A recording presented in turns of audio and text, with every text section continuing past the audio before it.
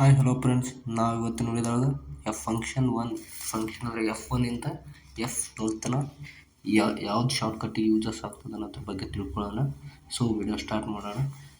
ಯಾವುದ್ಯಾವುದು F1 ಅಂದರೆ shortcut ಏನು ಬೇಕು, F2 ಅಂದರೆ ಏನು, F3 ಎದಕ್ಕೆ ಯೂಸ್ ಆಗ್ತದೆ, F4 ಎದಕ್ಕೆ ಯೂಸ್ ಆಗ್ತದೆ, F5 ಎದಕ್ಕೆ ಯೂಸ್ ಆಗ್ತದೆ, ಇದ್ರ ಬಗ್ಗೆ ನನಗೆ ಈ ವಿಡಿಯೋದಾಗ ನಾನು ತಿಳಿಸ್ಕೊಡ್ತೀನಿ, ನೋಡ್ತಾ ಹೋಗಿ.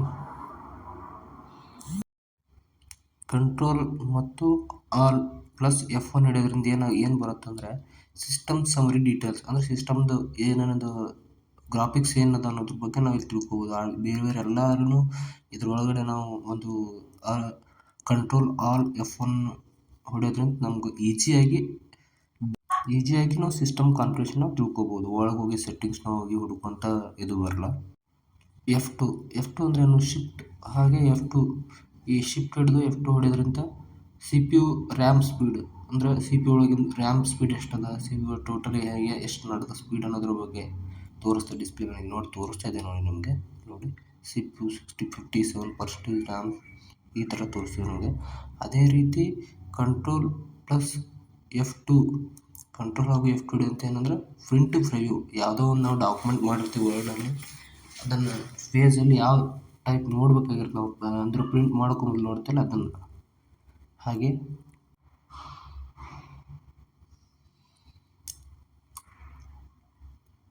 ಸೊ ನಾವೀಗ F3 ಏನಕ್ಕೆ ಯೂಸ್ ಆಗ್ತಾನೆ ನೋಡೋಣ.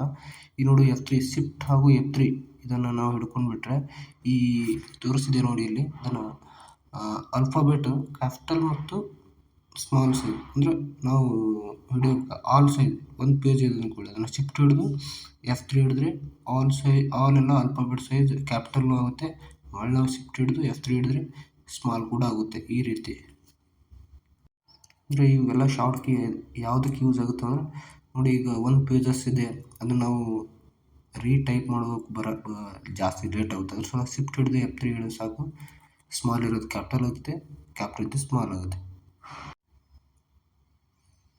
ಇನ್ನು F5 ಏನಕ್ಕಂದರೆ ಫೈಲ್ ರಿಫ್ರೆಶ್ ಆಗುತ್ತೆ.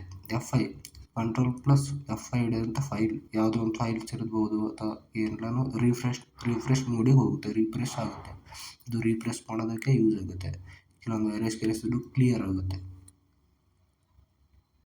ಹಾಗೆ ನಾವು F6 ಇಂತ ನಾವು ಏನು ಯೂಸ್ ತಗೋಬೋದು ಅಂದರೆ, ಇನ್ನು F7 ಯಾವುದಕ್ಕೆ ಯೂಸ್ ಆಗ್ತದೆ ನೋಡೋಣ. ನೋಡಿ F7 ಶಿಫ್ಟ್ ಪ್ಲಸ್ F7 ಅಂತ ಸ್ಪೆಲ್ ಚೆಕಿಂಗ್ ನೋಡಿ, ಲಾಸ್ಟ್ ಇಲ್ಲಿಗೆ ತೋರಿಸ್ತಿದೆ. ಶಿಫ್ಟ್ ಹಿಡಿದು F7 ಅಂತ ಪಾಟೀಲ್ ಅಂತ ತೋರಿಸ್ತಿದ್ರು, ಇಲ್ಲಿ ಸೈಡಲ್ಲಿ ತೋರಿಸ್ತಿದ್ವಿ ಪಾಟೀಲ್ ಅಂತ. ಇದು ಸ್ಪೆಲ್ ಚೆಕ್ ಮಾಡ್ತಾ ಇದೆ, ಇದು ಕರೆಕ್ಷನ್ ಮಾಡಬೇಕಾ ಏನು ಅನ್ನೋದ್ರ ಬಗ್ಗೆ ತೆಳಗಡೆ ಡೀಟೇಲ್ಸ್ ತೋರಿಸುತ್ತೆ ನಿಮಗೆ. ಅದನ್ನು ನೋಡಿ ಈ ಥರ ತೋರಿಸುತ್ತೆ. ಸೈಡ್ ಬಾರಲ್ಲಿ ಒಂದು ಸೈಡ್ ಕಾಲಮ್ ಒಂದು ಅದರಲ್ಲಿ ತೋರಿಸುತ್ತೆ, ಅದು ಸ್ಪೆಲ್ ಚೆಕ್ ಮಾಡಿ ಪಾಟೀಲ್, ಓಕೆ ಅದು ಸ್ಪೆಲ್ ಚೆಕ್ ಮಾಡಿ ತೋರಿಸುತ್ತೆ ಸರಿ ಇದೆಯೋ ಇಲ್ವಾ, ಕರೆಕ್ಷನ್ ಮಾಡಬೇಕು ಅನ್ನೋದ್ರ ಬಗ್ಗೆ.